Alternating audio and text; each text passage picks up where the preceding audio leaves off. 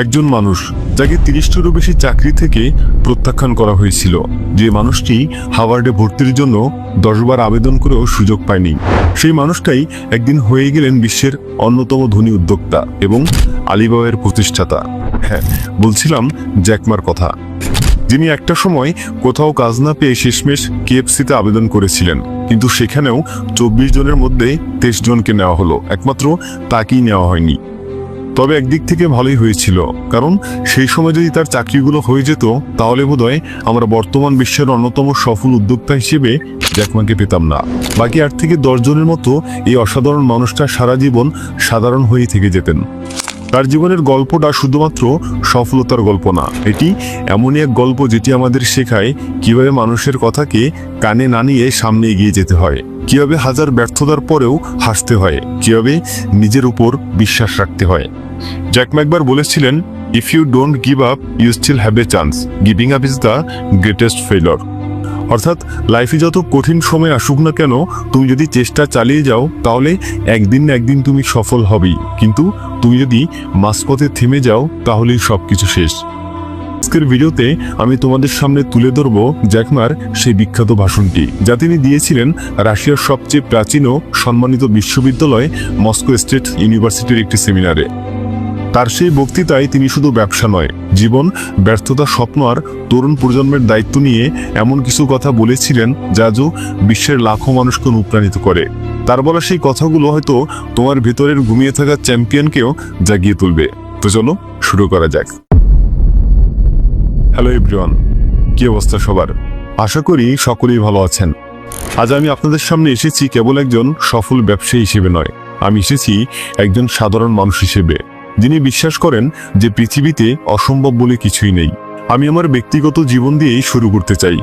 আমার জন্ম হয়েছিল একটি সাধারণ পরিবারে, যেখানে দারিদ্রতা ছিল আমার নিত্যদিনের সঙ্গী। আপনারা হয়তো জানেন, আমি কখনোই পড়াশোনাতে খুব একটা ভালো ছিলাম না, বারবার শুধু পরীক্ষায় ফেল করতাম। এই কারণেই আমার পরিবার এবং চারপাশের মানুষরা প্রায় ধরে নিয়েছিল যে আমার দ্বারা জীবনে বড় কিছু করা সম্ভব হবে না। হাই স্কুল শেষ করার পর আমি ইউনিভার্সিটিতে ভর্তির চেষ্টা করি। প্রথমবার, দ্বিতীয়বার, এমনকি তৃতীয়বারের চেষ্টাতেও আমি সফল হতে পারিনি।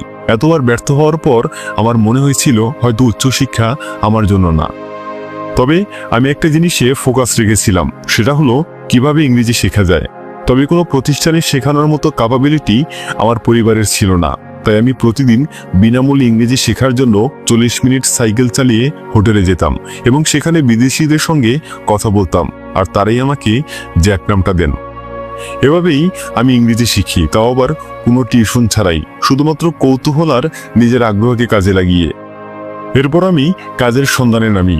এই পর্বটি আমার জীবনের সবচেয়ে কঠিন এবং সম্ভবত সবচেয়ে গুরুত্বপূর্ণ পর্ব। আমি প্রায় 30টিরও বেশি চাকরির জন্য আবেদন করেছিলাম এবং প্রতিবারই আমাকে রিজেক্ট করা হয়েছিল। আমার এখনো মনে আছে, একবার আমি পুলিশের চাকরির জন্য আবেদন করেছিলাম। আমাদের ব্যাচে 5 জন আবেদনকারী ছিল, যার মধ্যে 4 জনের চাকরি হয়ে গিয়েছিল, বাদ পড়েছিলাম শুধুমাত্র আমি। এরপর যখন বিশ্ববিখ্যাত ফাস্টফুড চেইন KFC চীনে তাদের কার্যক্রম শুরু করে, তখন সেখানে চাকরির জন্য আমি সহ মোট 24 জন ব্যক্তি আবেদন করেছিল। আপনারা শুনলে অবাক হবেন, সেখানেও 24 জনের মধ্যে 23 জনের চাকরি হয়ে গেল, শুধুমাত্র আমারটাই হয়নি। এরপর আমি হার্ভার্ড ইউনিভার্সিটিতে পড়ার জন্য 10 বার দরখাস্ত করেছিলাম এবং 10 বারই ব্যর্থ হলাম, কারণ সেখান থেকে আমি কোনো উত্তর পাইনি। এতগুলো রিজেকশনের পর একজন মানুষের পক্ষে ভেঙে পড়াটা ছিল খুবই স্বাভাবিক, কিন্তু আমি নিজেকে সবসময় একটা আশাতেই শক্ত করে রেখেছিলাম, আর তা হলো হয়তো এখনো আমার সময় আসেনি, কিন্তু কখনো না কখনো আমার সঙ্গে অবশ্যই ভালো কিছু ঘটবে। আমার মধ্যে যে আত্মবিশ্বাস ছিল তা আমাকে দাঁড়িয়ে থাকতে শিখিয়েছিল। আমি জানতাম হাল ছেড়ে দেওয়াটাই সবচেয়ে বড় বোকামি। তবে 1994 সালে যখন আমি আমেরিকা যাওয়ার সুযোগ পাই, তখন আমার জীবনে এক বিশাল পরিবর্তন আসে, কারণ সেখানেই আমি প্রথম ইন্টারনেট সম্পর্কে জানতে পারি। ইন্টারনেটের শক্তি, ইন্টারনেটের সক্ষমতা দেখে আমি মুগ্ধ হয়ে যাই। এরপর আমি গুগলে বিয়ার লিখে সার্চ দিলাম এবং দেখলাম সেখানে অনেক দেশের নাম আসলো, কিন্তু চীনের নামটা একবারও আসলো না। তখনই আমার মনে হলো, China needs to be on the internet. Internet দেখে আমার মনে হয়েছিল এটা কেবল প্রযুক্তি নয়, এটা সমগ্র পৃথিবীকে যুক্ত করার একটি বিশাল প্ল্যাটফর্ম। আমার মনে হলো আগামীতে এই ইন্টারনেটই বিশ্বকে সম্পূর্ণরূপে পরিবর্তন করে দেবে। এরপর আমি চীনে ফিরে আসি এবং নিজের কোম্পানি শুরু করার সিদ্ধান্ত নিই। তবে একের পর এক সমস্যা আমার সামনে বাধা হয়ে দাঁড়াতে শুরু করে, কারণ সেই সময় চীন ইন্টারনেট স্লো ছিল, মোবাইল ফোনও তেমন ছিল না, এমনকি টাকা লেনদেন এবং জিনিস ডেলিভারির জন্য ভালো কোনো ব্যবস্থা ছিল না। 1999 সালে আমি আমার 18 জন বন্ধুকে আমার বাড়িতে ডেকে পাঠাই। তাদের আমি বোঝাই যে ই-কমার্স অর্থাৎ ইন্টারনেটে পণ্য বিক্রি করার ব্যবসা ভবিষ্যতে চীনে অনেক বড় হবে। তখন সবাই আমাকে এটাই বলেছিল যে চীনে ই-কমার্স কিভাবে সম্ভব, এখানে তো টাকা লেনদেন করার ভালো মাধ্যম নেই, ডেলিভারির ব্যবস্থা নেই, ইন্টারনেটও স্লো। কিন্তু আমার বিশ্বাস ছিল এই ইন্টারনেটই চীনকে সম্পূর্ণরূপে পরিবর্তন করে দিবে। অবশেষে আমি তাদেরকে কনভিন্স করি এবং তাদেরকে নিয়ে আলিবাবা শুরু করি।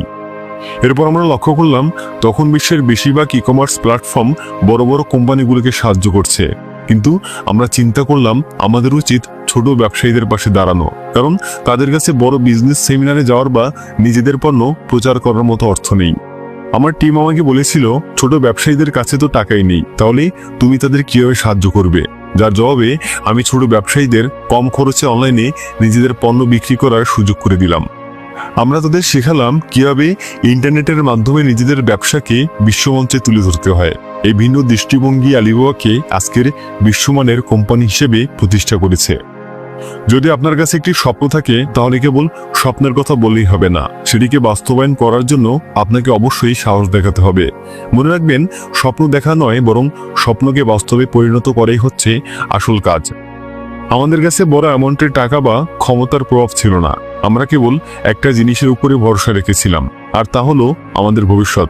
আমরা মনে মনে বিশ্বাস করতাম যে আগামী 10 বছর পরে হলেও আলিবাবা সফল হবে, হোক না সেটা দেরিতে, তবুও আমাদের কোনো আফসোস নেই। সবসময় মনে রাখবেন, যদি আপনি আকারে ছোট হন তবে আপনার গায়ের শক্তির বদলে মগজের শক্তির উপর বেশি ভরসা করা উচিত। আজ আমরা আর্টিফিশিয়াল ইন্টেলিজেন্স বা এআই এর উত্থান দেখছি। অনেকে এটাকে ভয় পাচ্ছে যে এআই আমাদের চাকরি কেড়ে নেবে, তবে আমি যুবকদের উদ্দেশ্যে বলছি, এসব উল্টোপাল্টা ভেবে ভয় পেও না।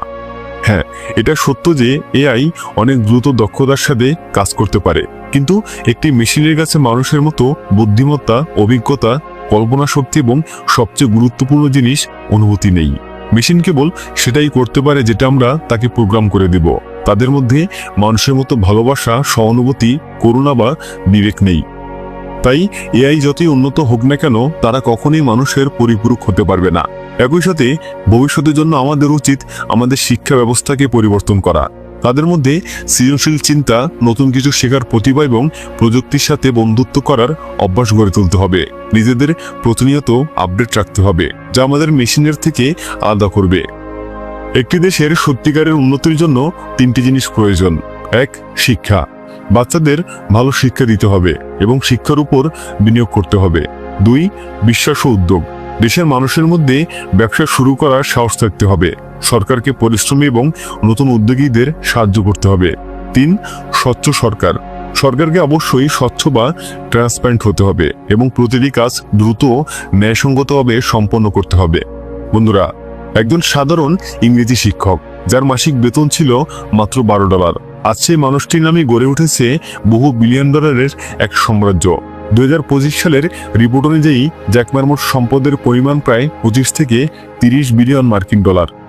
তাকে বলা হয় চীনের সবচেয়ে প্রভাবশালী উদ্যোক্তাদের একজন। তবে এই প্রভাব শুধু অর্থের কারণে নয়, তার মানসিকতা, চিন্তার, সাহসিকতার কারণেই এত আলোচিত। কারণ যখন চীনে অনলাইন ব্যবসাকে অসম্ভব বলা হতো, তখন তিনি বলেছিলেন, আমরা সবচেয়ে বড় না, কিন্তু আমরা হব সবচেয়ে সাহসী। আজ তার কোম্পানি আলিবাবা গ্রুপ প্রতি বছরে $100 কোটি লেনদেন পরিচালনা করে, আর তার শাখা প্রতিষ্ঠানগুলো পুরো এশিয়ার ডিজিটাল অর্থনীতিকে বদলে দিয়েছে।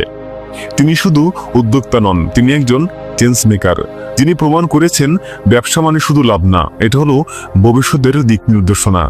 আজ তার এক বক্তব্যে বাজার কাঁপে, তার এক সিদ্ধান্তে বদলে যায় হাজারো মানুষের জীবন। তাই আমিও বিশ্বাস করি পৃথিবীর প্রতিটি মানুষই তার স্বপ্নকে বাস্তবে পরিণত করার ক্ষমতা রাখে। যদি তুমি হাল না ছাড়ো, যদি তোমার লক্ষ্য সম্পর্কে তোমার পরিষ্কার ধারণা থাকে, তবে তোমার চলার পথে কোনো বাধা বা প্রত্যাখ্যানই তোমাকে হারাতে পারবে না। কাজেই নিজের স্বপ্নকে আঁকড়ে ধরো, কঠোর পরিশ্রম করো।